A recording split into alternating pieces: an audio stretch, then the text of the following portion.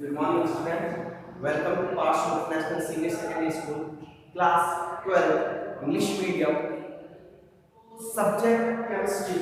Topic continue चल रहा था केमिकल काइनेटिक्स। आज उसी का पार्ट 6 लेकर के आप लोगों के सामने स्टार्ट करते हैं आज का लेक्चर। लास्ट पार्ट 5th में अपन लोग बात कर रहे थे टाइप्स ऑफ रेट, है ना। टाइप्स ऑफ रेट से रिलेटेड डिस्कशन हो रहा था। वहां अपन लोगों ने 3 टाइप्स ऑफ रेट के बारे में डिस्कशन किया था। That means average rate, instantaneous rate and initial rate. ये 3 डिस्कशन बहुत बात चल रही थी अपन लोगों की, और उसमें से मैंने आप लोगों को एवरेज रेट के बारे में जो है बेटा डिस्कस किया था। व्हाट इज एवरेज रेट बताया था आप लोगों को। फटाफट से रिकॉल कर लेते हैं। Sir average rate means sir time in finite time changing in concentration, है ना। कंसंट्रेशन का चाहे रिएक्टेंट के बेस पे है चाहे प्रोडक्ट के बेस में है, कंसंट्रेशन में चेंजेस जो आता है वही होता है ना। इट मींस जो del C upon del T जो लिखा जाता है दैट कॉल्ड एवरेज रेट, है ना। वही होता है del C upon del T average rate को डिफाइन करता है। अब का सर आज अपन स्टार्ट करेंगे इंस्टैन्टेनियस रेट। ठीक है सर, इंस्टैन्टेनियस रेट क्या होगी? इंस्टैन्टेनियस रेट का मींस होता है sir this type of rate in which time changing in time is 0, that means del t is equal to 0। del t में एक पॉइंट पे बात करते हैं। देखिए कि कर्व के मीडियम से समझे अपन इसको। देखिए ये अपन कर्व कर रहे हैं ना। अपन ने जब कहा था ना इसका कंसंट्रेशन एंड टाइम के बीच में कर्व बना रहे थे अपन कर्व, और यहाँ t is equal to 0 था। यहाँ से कंसंट्रेशन रिएक्टेंट के बीच में बात करें तो कंटिन्यूसली डिक्रीज हो रही है ना।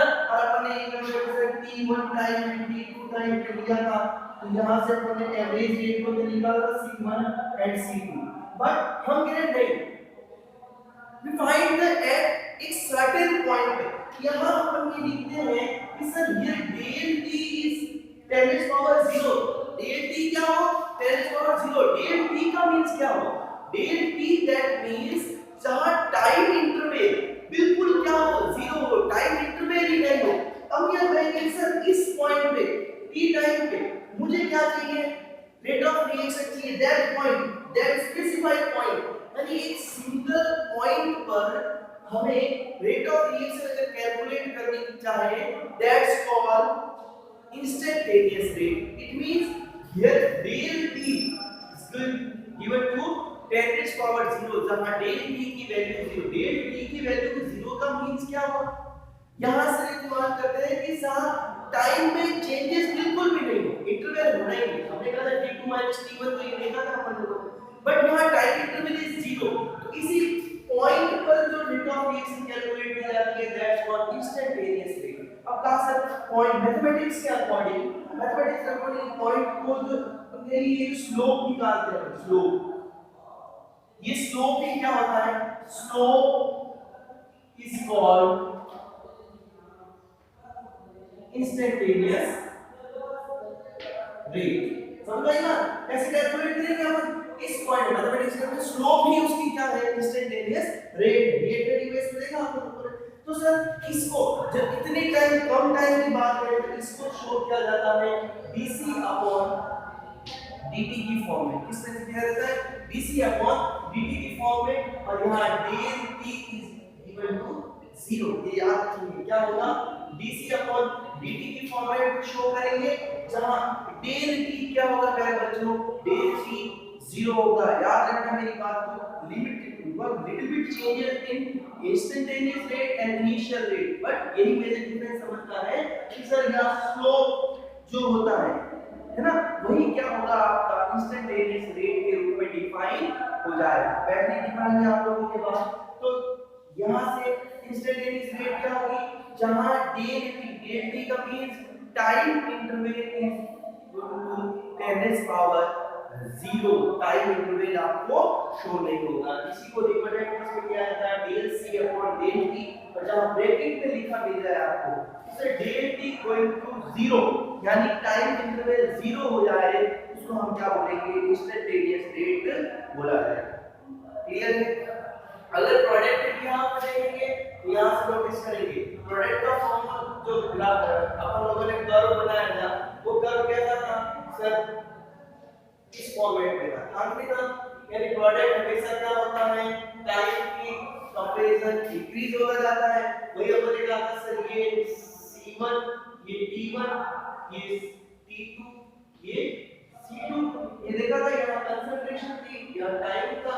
अब मैं कह रहा हूँ सर यहाँ एक इनिशियल टाइम पे या T टाइम पे इस पॉइंट पे पर्टिकुलर पॉइंट पे मुझे क्या चाहिए, रेट चाहिए। वो क्या होगी, ये स्लोप होगी, सॉरी ये मैथमेटिक्स के अकॉर्डिंग ये जो स्लोप है वही क्या है आपका rate of reaction, instantaneous rate की बात जहां पर डिस्कस होती है। ठीक है सर, तो dc अपॉन dt के फॉर्मेट में आपको क्या हो जाएगा, रिप्रेजेंट हो जाएगा। ठीक है सर, इसी को कहते हैं instantaneous rate. Now come to the final type of rate that's called initial rate. Now please को नोट डाउन करना, इनिशियल रेट। देखिए इनिशियल रेट क्या होता है, इनिशियल रेट की जहां हम बात करें,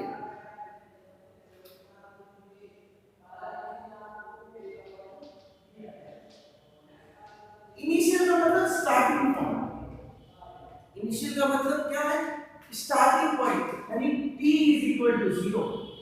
क्या होगा, t इज इक्वल टू 0 अपन कह सकते हैं। इनिशियल टाइम का मतलब क्या है, t बराबर 0, जब कोई भी रिएक्शन स्टार्ट नहीं हुई। लेकिन मेरी बात सुनिए, स्पीड तो कुछ ना कुछ होगी।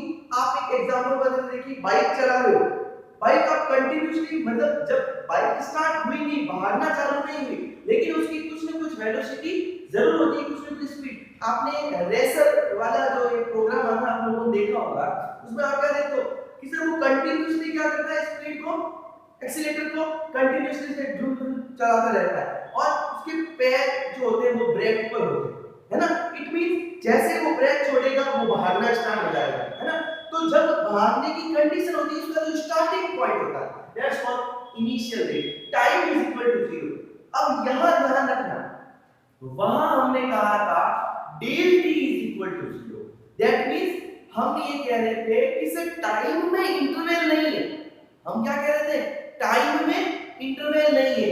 यहां हम क्या कह रहे हैं, टाइम खुद ही 0 है, t is equal to 0। It means initial starting condition की जहां बात होती है वो पॉइंट क्या कहलाता है, उसको अपन कैसे लिखेंगे, डायरेक्टली लिखेंगे dc अपॉन dt की फॉर्म में लिखा जाएगा, लेकिन t is going to tens power 0 या अपन कह सकते हैं 0।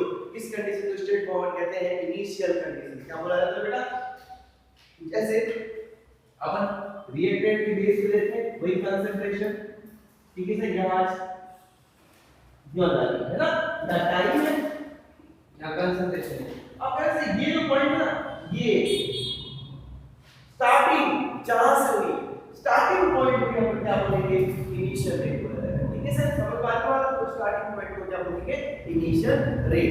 तो चलिए क्या बच्चों, आज अपन जो है वो तीन हो गया, इंस्टेंटेनियस रेट हो गया हमारा, सेकंड हमारा क्या हो गया, सॉरी सबसे पहले एवरेज रेट हुआ, देन आफ्टर इंस्टेंटेनियस रेट हुआ, देन आफ्टर हमने बात कर दी initial rate.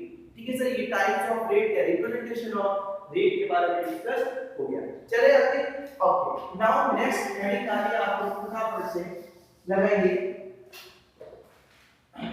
Rate of reaction and rate constant. देखिए रेट ऑफ रिएक्शन तो हम लोगों ने डिस्कस कर चुके हैं, आज हम बात करेंगे रेट कांस्टेंट। रेट कांस्टेंट क्या होता है, ठीक है सर, चलिए देखिए law of mass according to law of mass action क्या कहता है, लॉ ऑफ मास एक्शन कहता है कि rate of reaction is directly proportional to concentration of reactant. क्या कहता है, according to law of mass action rate of reaction is directly proportional to concentration of reactant। क्या कहता है, directly proportional to concentration of reactant होता है। जैसे देखेंगे अपन एक रिएक्शन देखते हैं, A gives to B, हमारे पास एक रिएक्शन क्या है बेटा, A gives to B है, ठीक है। अगर मैं कहूंगा कि सर A की concentration, if concentration of A is C, तो अपन क्या कहेंगे रेट ऑफ रिएक्शन ROR, और किससे रिप्रेजेंट किया जाता है इसको dx upon dt से भी करते हैं बेटा। dx x कोई भी होगा, C कंसंट्रेशन की बात करें, जब कंसंट्रेशन की बात की जाए तो pC upon dt होगा, ठीक है sir, is directly proportional to C।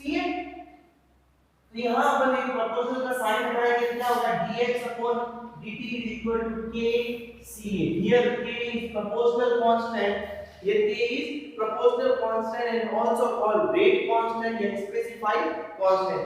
here मैं लिख देता हूँ यहाँ पर, here k is called proportional constant और ये कह सकते हैं rate constant। क्या बोला था, rate constant या specified constant, क्या बोला था specified constant। k क्या है, ठीक है बेटा। चलिए तो लॉ ऑफ मास एक्शन के अकॉर्डिंग हम किसकी बात करते हैं, एक कांस्टेंट आता है जिसको क्या बोला जाता है प्रोपोर्शनल कांस्टेंट या स्पेसिफाइड कांस्टेंट। ये किस पे डिपेंड करता है, ये डिपेंड करता है सब्सटेंस के नेचर पर और टेंपरेचर पर। किस पे डिपेंड करता है, नेचर ऑफ सब्सटेंस एंड अपन बात करेंगे टेंपरेचर पर। चलिए इसी को ही आगे एक और बात करते हैं, इसकी डेफिनेशन भी निकालने की ट्राई करते हैं हम लोग। मैं एक काम करता हूं, मेरे पास एक इक्वेशन है बेटा जिसके अंदर A mole B plus C gives product, है ना। तो लेकिन इसके लिए अपन क्या करेंगे कि sir dx upon dt is directly proportional to किसके होगा, a की पावर a, तीनों रिएक्टेंट हैं, a की पावर a, b की पावर b एंड c की पावर c, सही है ना सर। चलिए तीनों रिएक्टेंट हो गए, अब अपन बात करेंगे, देखेंगे यहाँ पर। चलिए dx upon dt ये क्या है, c है, ये क्या है बेटा c है ना। चलिए अब यहाँ से डायरेक्ट प्रोपोर्शनल का साइन हटाएं तो क्या रहेगा k a की पावर a b की पावर b एंड c की पावर c। चलिए अब मैं कहता हूँ कि सर सभी जो रिएक्टेंट थे उनकी कंसंट्रेशन कितनी हो जाए, 1 हो जाए। सभी रिएक्टेंट की कंसंट्रेशन कितनी हो जाए, 1 हो जाए। इट मींस हम कह सकते हैं सर a की पावर a b की power b is equal to c की पावर c बराबर a, यानी सबकी कंसंट्रेशन कितनी हो जाए, यूनिट हो जाए। तो हम कहेंगे कि sir dx upon dt is equal to k, तो ये सब क्या हो गया k। तो हम कहेंगे sir what is specified rate constant या rate constant. Rate constant means when all reactant concentration of reactant is equal to 1, यानी जब सभी रिएक्टेंट की कंसंट्रेशन कितनी हो जाए, 1 हो जाए, तो जो रेट ऑफ रिएक्शन होती है वो उसकी क्या कहलाती है, रेट कांस्टेंट के इक्वल हो जाती है।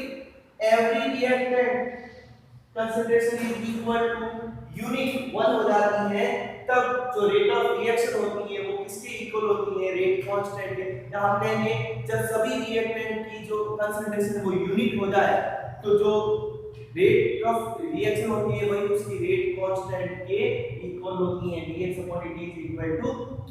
ओके, तो देखिए आज के पार्ट 6 में अपन लोगों ने इंस्टेंटेनियस रेट देखी, इनिशियल रेट देखी और रेट कांस्टेंट या स्पेसिफाइड रेट कांस्टेंट के बारे में जो है वो डिस्कस कर लिया।